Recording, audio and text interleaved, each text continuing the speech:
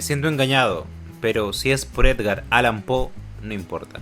Hola, ¿qué tal? Los saluda Josué R. Álvarez, esto es Contando los Días y hoy hablaré de un cuento muy raro. Confieso que estuve a punto de dejar de leerlo, pero solo porque es de Edgar Allan Poe no lo hice. Eso me puso a pensar en que, bueno, así somos dando oportunidades.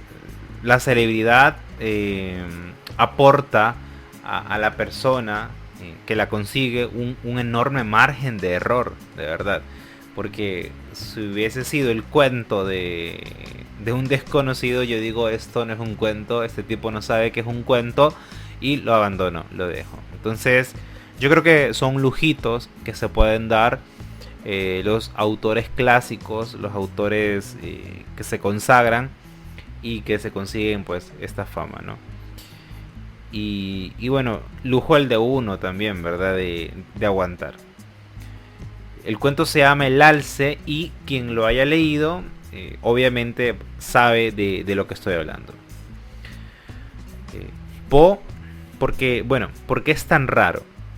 Poe se dedica todo el cuento a describir los paisajes de los Estados Unidos y los compara con los paisajes que hay en el Reino Unido, en Inglaterra. Y me llamó la atención porque propone una idea que yo he tenido durante muchísimo tiempo. Y es que dice que los lugares usualmente visitados por las personas en los países, por los turistas, no son los más bonitos, sino que los más bonitos, los mejores, los más encantadores, los paradisiacos, están escondidos. Al menos él dice al menos en los Estados Unidos.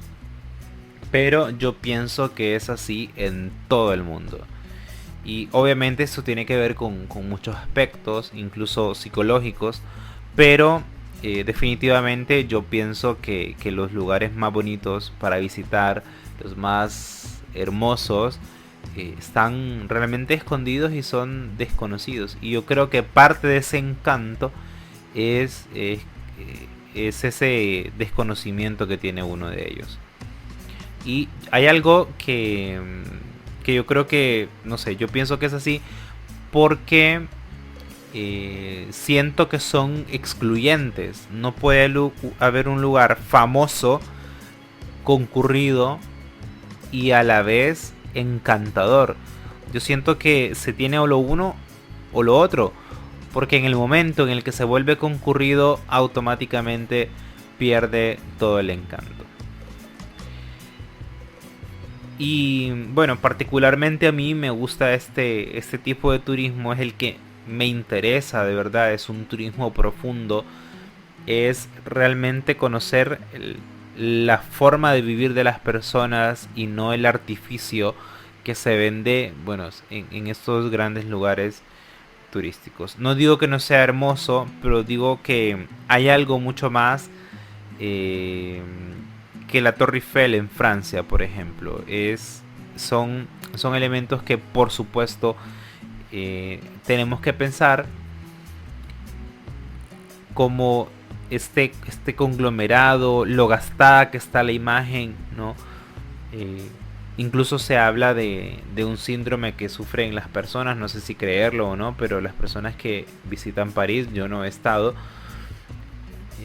seguro estaré en algún momento, pero las personas que visitan París sufren de este tipo de situaciones, ¿no? De esta especie de desencanto y al parecer les pega fuerte en el ánimo. Entonces, este turismo que se hace, este turismo encantador, no sé, yo creo que es el que realmente a mí me interesa. Pero en definitiva, volviendo al cuento, habla durante todo el cuento de los paisajes de los Estados Unidos, de los ríos, de las montañas. Primero lo hace de manera general y poco a poco va cayendo a uno en específico. Y este es el único asomo que tiene uno de que está leyendo un cuento. Porque todo es descripción, todo es una especie de análisis, primero comparando, luego hablando de estas situaciones que yo les he estado hablando. y todos son palabras bonitas para estos paisajes y bueno, honestamente uno se siente un poco estafado, ¿no?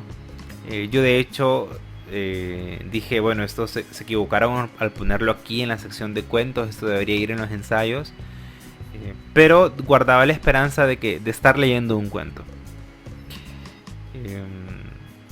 Honestamente llegué a pensar que como él escribía por encargo, ¿sí?, de estos escritores que hacía estos cuentos por encargo, ese día fue lo único que se le ocurrió, lo único que le salió, pero la verdad, honestamente no lo creo.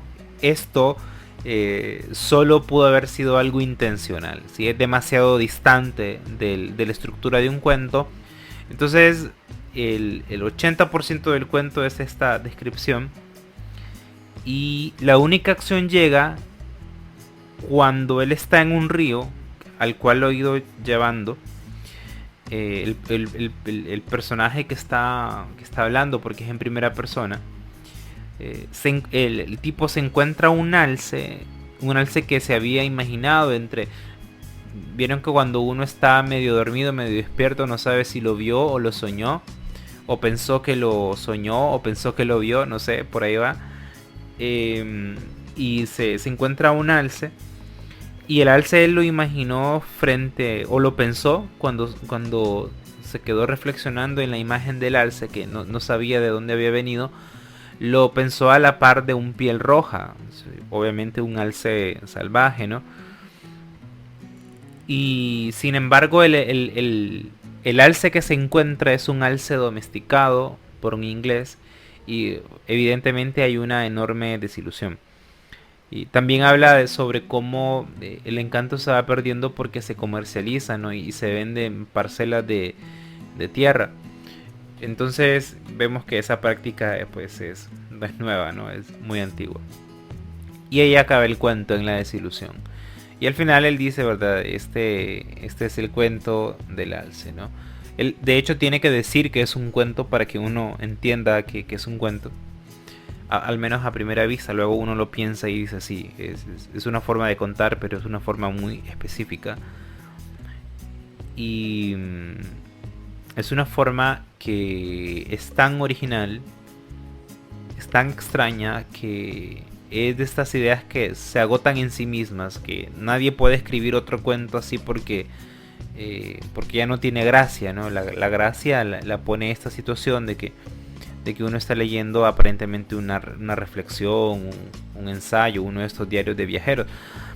Tampoco es un ensayo a lo Borges, ¿sí? Que Borges lo engañaba mucho a uno. Incluso Bolaño, que tiene esta novela que se llama La literatura nacida en América, en la que, bueno, son un conjunto de ensayos que van construyendo una historia. Pero ni siquiera Bolaño, ni siquiera esta novela de Bolaño es a lo Borges, en realidad es otra cosa, ¿no? Pero Borges sí lo engañaba mucho a uno y uno no sabía qué rayos era lo que estaba leyendo, si un cuento o un ensayo. Y eso, bueno, para mí lo hace un gran cuento, la verdad. Aunque, como les repito, pues uno se siente medio estafado. Y este cuento es como una historia general, ¿no? O sea, no es la historia de ese alce. Posiblemente es la historia del alce, pero es la historia de todos los alces. Y posiblemente no es la historia de ese río, sino es la historia de todos los ríos. Un poco lo que pasa con Cortázar, ¿no? Con Todos los fuegos del fuego, que en realidad nos está diciendo que esa historia en realidad son todas las historias, porque no, hay una especie de paralelismo, ¿no? Y este es un cuento que se repite, como les digo, ha repetido 1000 veces.